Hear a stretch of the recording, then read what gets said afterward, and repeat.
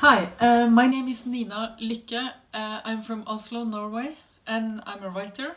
I have written this book. This is the Estonian edition. And I'm coming to your festival in May to talk about this book.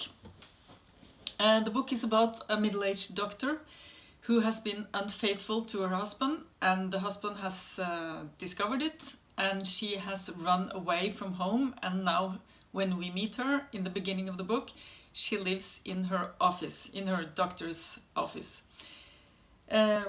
She receives a lot of patients. These 2 days we follow her, and between the patients she tries to find out how this could happen, that the whole affair and everything and the situation she's in now.